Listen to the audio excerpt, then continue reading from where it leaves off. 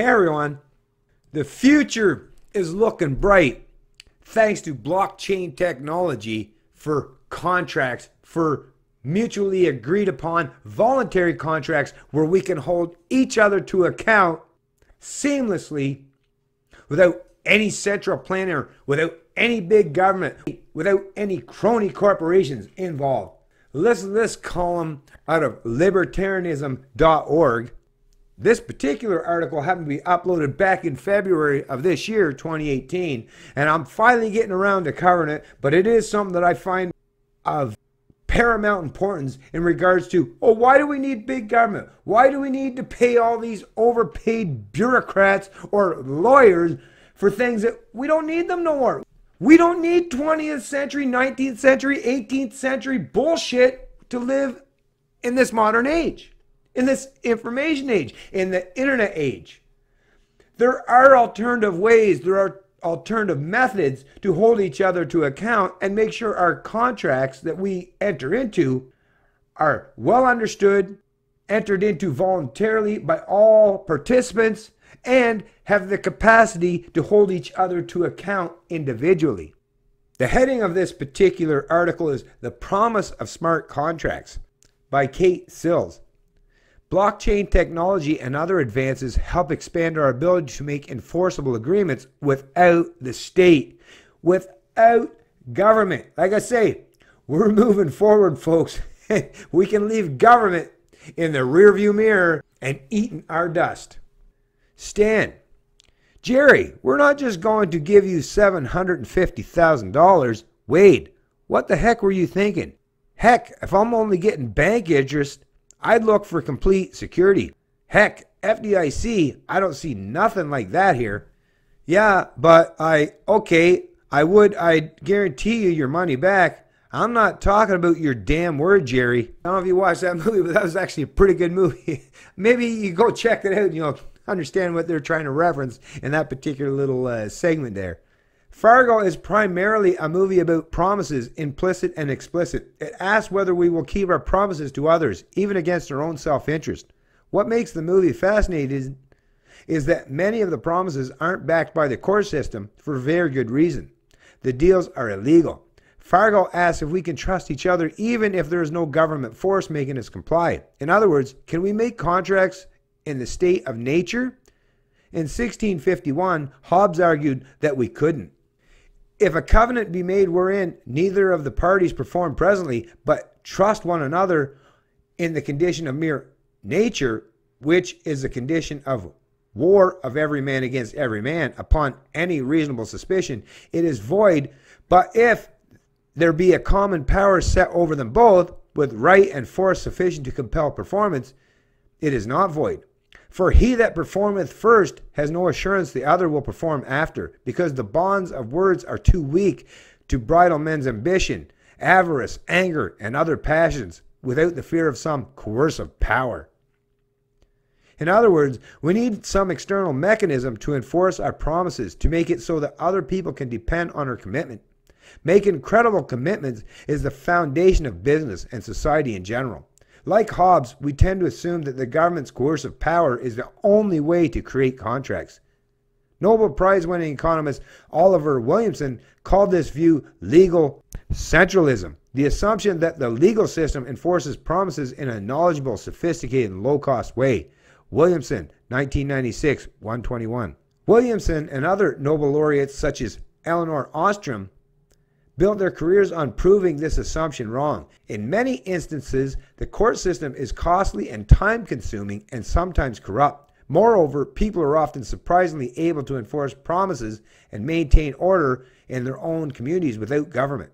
Trust is the bedrock of society. Without it, life would look a lot like Hobbes' state of nature. Constant suspicion, backstabbing, and insecurity. A person might make a promise, but given the opportunity, they might break it and pursue their own self-interest, a scenario which Williamson calls opportunism.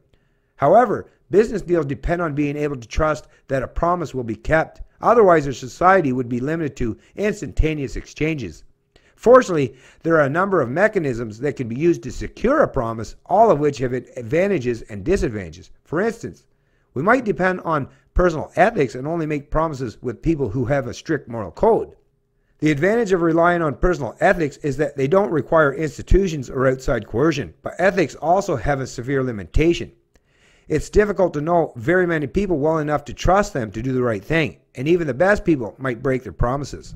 Another enforcement mechanism is reputation. Before making a contract with someone, we can ask around and find out how their previous interactions went. Reputation is extremely useful in small communities with repeated transactions, since if someone breaks a promise, they will be labeled untrustworthy and will be excluded from future interactions. Look to eBay for real-world proof of that. However, reputation is more difficult to apply when interacting with strangers.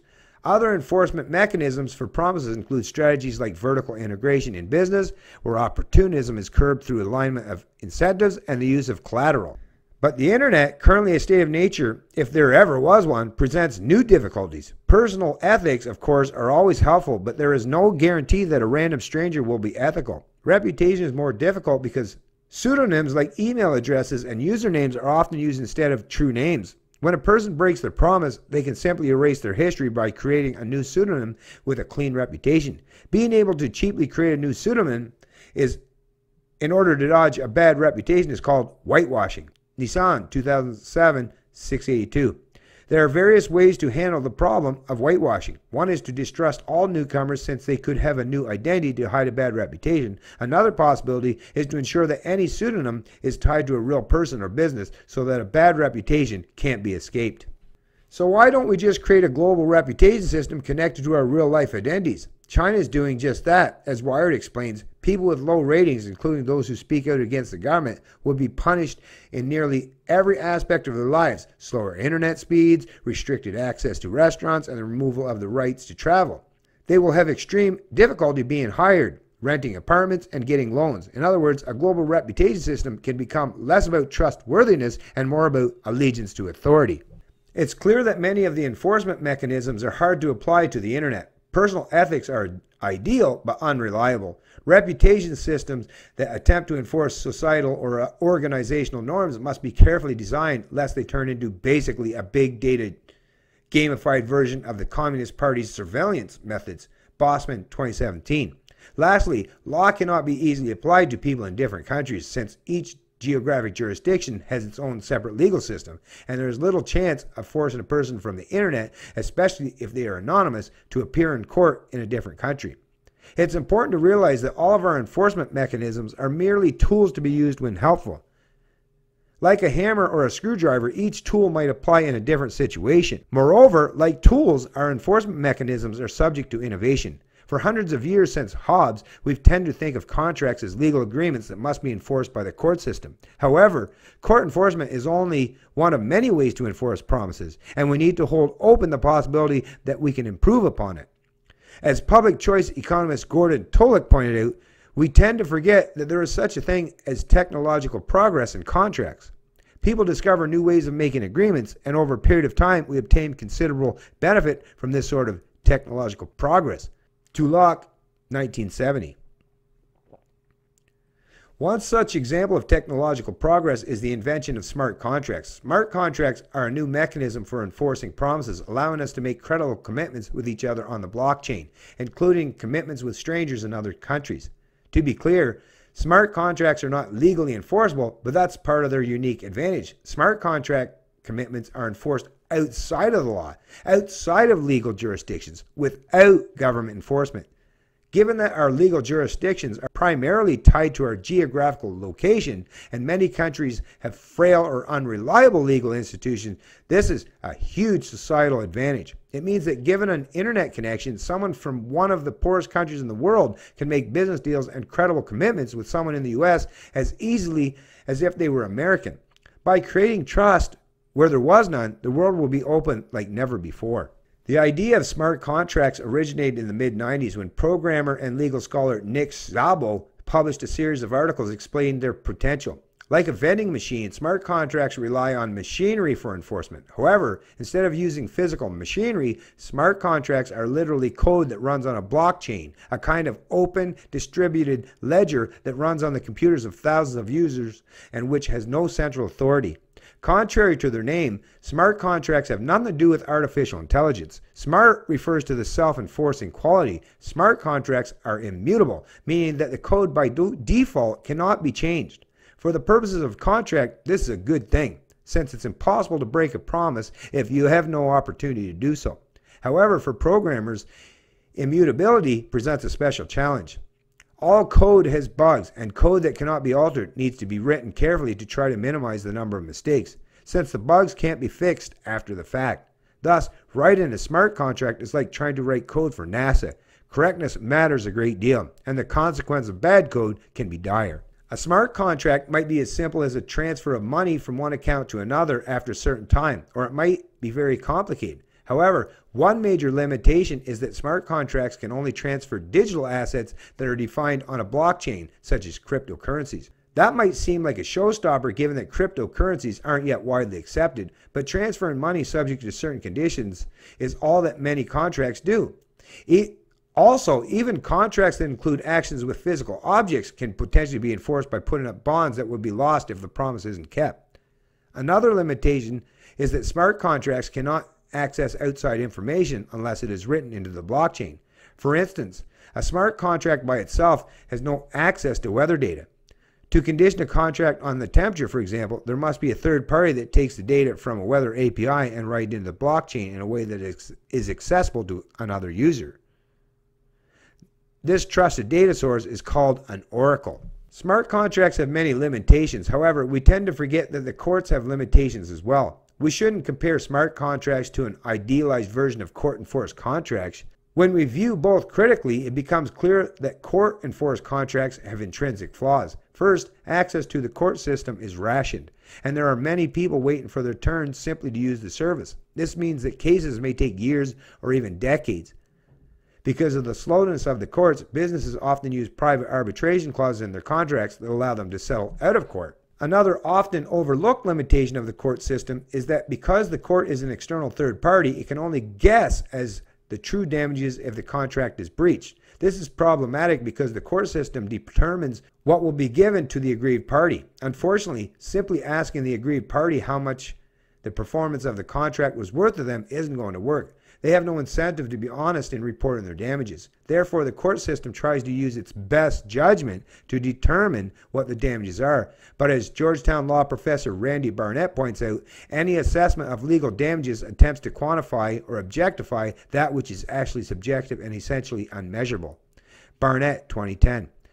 The solution is for the parties to write the valuations explicitly in the contract as liquidated damages. However, the courts may decide not to enforce these if they think they are unfair. Thus, even in countries with the best institutions, court-enforced contracts have intrinsic limitations and paternalistic aims. Smart contracts are not legal contracts, and in many cases may not be good replacement for legal contracts. However, they are a valuable new tool in our limited toolbox. They allow us to make commitments, even with strangers, without government enforcement, something many for hundreds of years have assumed was impossible.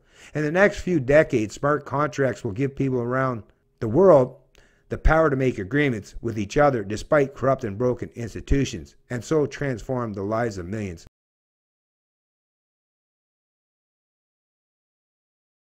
So like I said, great article, and what this article suggests and what I would suggest is, yes, do not limit yourself to the methods that have been used in the past. You know, some of them may very well work out fine and still be okay in the modern age, but do not rule out advancements in technology, advancements in the human intellect, and how we can create different infrastructures and different entities as a means to hold each other to account, especially when it comes to economic transactions.